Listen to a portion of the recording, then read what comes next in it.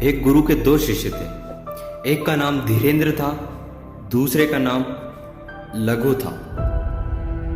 दोनों गुरु में विश्वास करते थे, लेकिन जो एक शिष्य था वो गुरु में आस्था कम रखता था, यानी कि गुरु की बातों को कम मानता था। और गुरु दोनों को समान शिक्षा देते थे, दोनों योग्य भी थे शिक्षा में। लेकिन एक दिन गुरु ने कहा कि आज तुम दोनों की परीक्षा है। तो दोनों तैयार थे परीक्षा के लिए। तो जब गुरु ने उन दोनों से कहा कि मैं तुम्हारी परीक्षा लूंगा, तो उन्होंने कहा कि गुरु जी आप बिल्कुल परीक्षा लीजिए। तो गुरु ने उन दोनों को बांस की टोकरियां दी कि जाओ इन दोनों टोकरियों में जल लेकर आओ। जो जल लेकर आया वो उत्तीर्ण है इस परीक्षा में, और जो जल लेकर नहीं आया वो फेल है, यानी कि वो अनुत्तीर्ण है। तो एक देखकर हंसा उस बांस की टोकरी को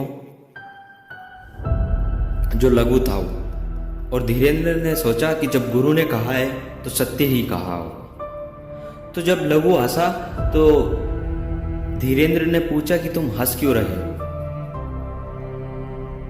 तो लघु बोला कि गुरु पागल है जो हमें बांस की टोकरियों में पानी लाने को भेज रहा है, बुढ़ापे में सटिया गया है। तो धीरेन्द्र बोला अरे नहीं नहीं, जब गुरुजी ने कहा है तो सत्य ही कहा होगा। इन बांस की टोकरियों में हम जरूर जल लाएंगे, तुम चलो। तो उसके साथ लघु भी जाता है और धीरेन्द्र भी जाता है। दोनों नदी के पास जाते हैं, और जब नदी में वो टोकरियां डालते हैं तो जो कि टोकरियों में छिद्र थे वो बांस की थी, तो सारा जल बह जाता है। तो दोनों ने देखा कि यार बात तो सही है, जल तो पूरा बह गया, अब हम इसमें जल कैसे ले लेंगे? तो लघु कहता है कि मैंने तो सही कहा था कि गुरु पागल हो चुका है। तो धीरेन्द्र बोलता अरे नहीं, गुरु ने कहा है तो सत्य ही कहा होगा, क्योंकि वो गुरु में अखंड आस्था रखता था, क्योंकि वो गुरु में बहुत ज्यादा विश्वास करता था। तो उसने कहा कि मैं तो जल लेकर जाऊंगा, यदि गुरुदेव ने कहा है कि तुम जल लाओगे इसमें तो मैं तो लेके जाऊंगा। तो थोड़ी देर और दोनों ने कोशिश की, और लघु तो चल दिया कि भाई गुरुदेव तो पागल हो चुके हैं, उनको नहीं पता कि बांस की टोकरी में कोई जल जाएगा, उसमें तो छेद है। तो धीरेन्द्र ने कहा मैं तो जल लेकर आऊंगा, गुरुदेव ने कहा है तो जरूर सत्य होगा। तो वो तो उस पर हंस के चला आया।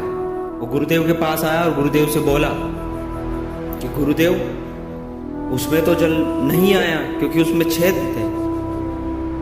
तो गुरु ने कहा चलो ठीक है, और पूछा कि धीरेन्द्र नहीं आया? तो लघु ने कहा कि वो तो जल भरने की प्रक्रिया में जारी है, वो तो कोशिश कर रहा है।